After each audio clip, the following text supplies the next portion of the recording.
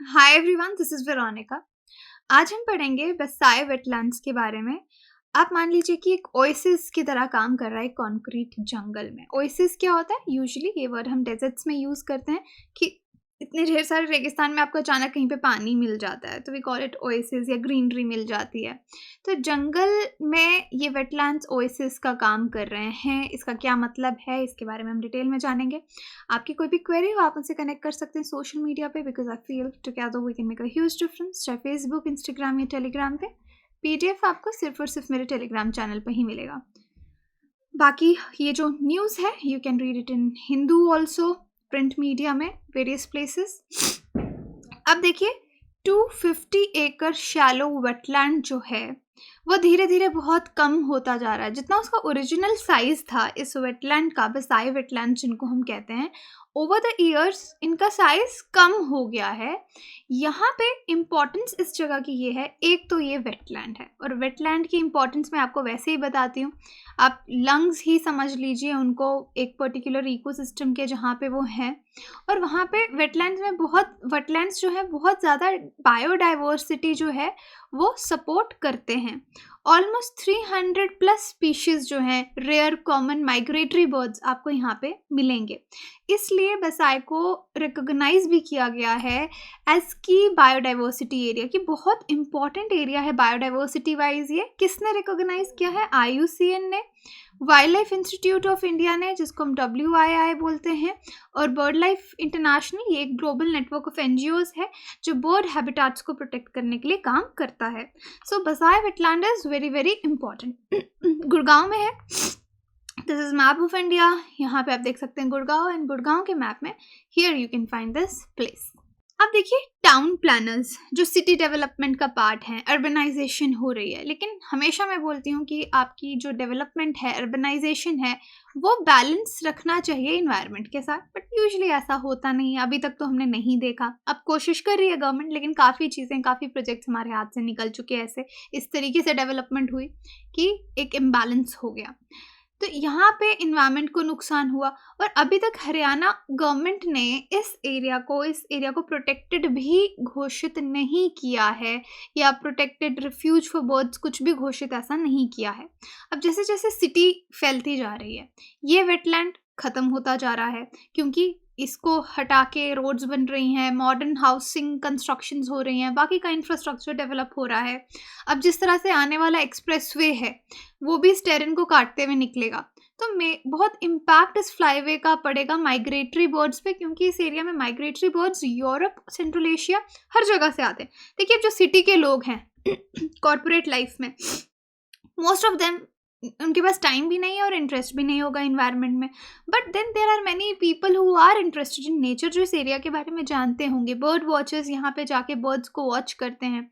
10 साल पहले तक भी ये जो एरिया है बर्ड वॉचिंग डेस्टिनेशन माना जाता था। बॉम्बे नेचुरल हिस्ट्री सोसाइटी यहाँ पे आती थी, उन्होंने डॉक्यूमेंट भी किया है यहाँ से 281 स्पीशीज़, मतलब बर्ड्स के, एवियन पॉपुलेशन के, बर्ड्स के अलग अलग 281 स्पीशीज़ उन्होंने यहाँ पे देखे हैं।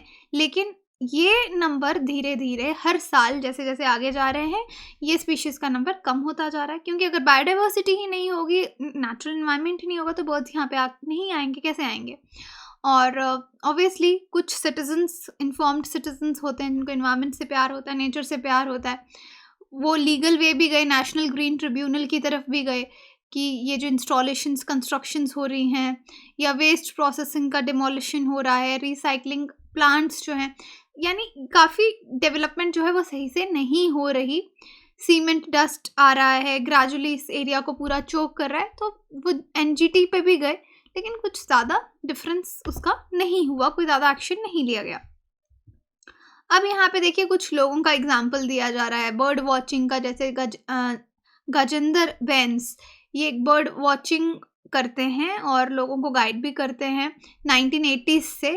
जो नए बर्ड वॉचर्स हैं उनको सिखाते हैं किस तरह से बर्ड्स को डिफ्रेंशिएट करना है। तो वो भी यही कहते हैं कि विद टाइम जिस तरह का प्रेशर लैंड पे पड़ रहा है, या ऑनगोइंग डिस्ट्रक्शन चल रही है, यहाँ पे ये एरिया बर्बाद होता जा रहा है। अब प्रॉब्लम क्या है? Although we are discussing problem, लेकिन प्रॉब्लम आप इसको पॉइंट वाइज कैसे लिखेंगे, लैक ऑफ अवेयरनेस, कि लोगों को नॉलेज ही नहीं है इन्वायरमेंट के बारे में कि इन्वायरमेंट हमारे लिए कितना इंपॉर्टेंट है, वेटलैंड्स हमारे लिए कितने इंपॉर्टेंट है। उनको इस एरिया की हिस्ट्री के बारे में पता नहीं कि वेटलैंड होने का क्या मतलब है। अगर किसी जगह को उनको ऐसे मार्शी एरियाज दिखते हैं तो they are not able to understand what this area is all about. तो एक्चुअली लाइक माइंडेड लोगों की ज़रूरत है जो लोगों को अवेयर करें भारत की बायोडाइवर्सिटी के बारे में। और रेजिडेंट्स, अदरवाइज क्या होगा, यहाँ पे वाटर स्कैरसिटी होती जाएगी, ग्राउंड वाटर टेबल आपका नीचे जाता जाएगा। गुड़गांव की वैसे ही आप देखो बारिशों में हालत ख़राब हो जाती है, फ्लैश फ्लड्स आने लग जाएंगे। तो अगर ये एरिया और तबाह होता गया तो इस एरिया में आप देखेंगे बहुत एक बिटर रियलिटी निकल के सामने आएगी। अब लोकल, जैसे मैंने कहा, अगर लैक ऑफ अवेयरनेस है, लोगों को बताना है, लोकल रेजिडेंट्स को अवेयर करने के लिए सिटीजन्स ने एक मूवमेंट शुरू की, बसाए गुड़गांव बर्ड पैराडाइज। ये शुरू किया कि क्यों हमें इसको बचाना चाहिए। और वर्ल्ड वेटलैंड्स डे February 2 को सेलिब्रेट किया जाता है। तो ये 6 मिनट फिल्म है, आप देख सकते हैं, जो हाईलाइट करती है इस वाटर बॉडी को। देखिए, एनुअल साइटिंग्स को देखते हुए इस जगह पे कितने बर्ड्स मिलते हैं, ebird.org ने यहाँ पे एक रिपोजिटरी भी बनाई है इंटरनेट पे कि कितने बर्ड की वेराइटीज़ यहाँ पे हैं, जैसे bar headed goose, flamingos, grey headed swamphen, cattle egret, black bittern, ये सब आप इनके नाम देख सकते हैं कि बहुत वेराइटी है। और बसाई वेटलैंड्स जो हैं, यहाँ पे देखिए, जो ऑर्निथोलॉजिस्ट हम किन को बोलते हैं, जो बर्ड्स के बारे में पढ़ते हैं। और बसाए ये जो एरिया है अराउंड 60, ये मतलब एक्सपर्ट्स ने देखा 60% टोटल बर्ड्स स्पीशीज़ जो NCR में आपको दिखते हैं, 60% को ये एरिया शेल्टर देता है। ऑल्दो मैं आपको बता चुकी हूँ वर्ल्ड वेटलैंड डे किस दिन सेलिब्रेट किया जाता है। एक बार आप अपने आप को रिमाइंड कराइए कब सेलिब्रेट होता है, किस डे पे। Okay, next slide is about it. 2 Feb 2022 की बात है, इस साल की, wetland action for people and nature, क्योंकि थीम्स रहते हैं value, manage, restore, love wetlands, है ना। तो अलग अलग थीम्स हर बार रहते हैं, तो इस बार आप ये देख सकते हैं। यूनियन मिनिस्टर जो इन्वायरमेंट के हैं भूपेंद्र यादव, उन्होंने भी national level celebration world wetland की जब हुई, कहाँ पे, सुल्तानपुर नेशनल पार्क में, जो कि एक रामसर साइट है हरियाणा में। ओके, तो इस बार वहाँ पे काफ़ी बातें इन्वायरमेंट को कैसे सेव करना ये सब हुई कि हमें ग्लोबल अवेयरनेस जो है वो लोगों को देनी है वेटलैंड्स के बारे में। सो वेटलैंड्स आर वेरी इम्पॉर्टेंट। बहुत सारी वीडियोस हमने वेटलैंड्स पे बनाई हैं, तो अभी तो फिलहाल हमने बसाए वेटलैंड के बारे में बात की, क्यों इंपॉर्टेंट है आपको समझ आ गया होगा। नॉर्मल वेटलैंड्स के बारे में देखो, जो इंटरनेशनल इंपॉर्टेंस की साइट्स होती हैं उनको रामसर साइट्स बोलते हैं। और जो एक कन्वेंशन है 2 Feb 1971 में अपनाई गई थी, इसलिए 2 Feb को ही हम वर्ल्ड वेटलैंड डे सेलिब्रेट करते हैं। Ramsar is a city in Iran. 2 नई रामसर साइट्स हैं इंटरनेशनल इंपॉर्टेंस की, Khijadiya wildlife sanctuary Gujarat में, Bakhira wildlife sanctuary UP में। इनको अनाउंस किया गया on the occasion by Shri Yadav. नई Ramsar sites time to time add होती रहती हैं। हमारे पास ऑलमोस्ट अभी नेटवर्क 49 रामसर साइट्स का इंडिया में है। और इसी ओकेजन पे वेटलैंड डे पे national wetland decadal change Atlas prepare किया गया स्पेस एप्लीकेशन सेंटर के द्वारा, जो कि अहमदाबाद में है। यहाँ पे हाइलाइट्स आपको दिखाई जाती हैं, रिलीज़ की जाती हैं, क्या चेंज हुआ है वेटलैंड्स में हमारे देश में लास्ट 10 सालों में। तो एक नया एटलस जो है बनाया जाता है। ओरिजिनल एटलस जो था पहली बार 2011 में निकाला गया था। डेफिनेटली 10 साल में बहुत चेंजेस हो जाती हैं, तो उसको अपडेट किया जाता है। रामसर कन्वेंशन तो आप इजीली समझते हैं, इंटर गवर्नमेंटल ट्रीटी है। यहाँ पे नेशनल काफ़ी ज़्यादा कंट्रीज़ ऑर्गेनाइजेशन मिलके काम करती हैं कि वेटलैंड्स को किस तरह से हमें सेव करना है।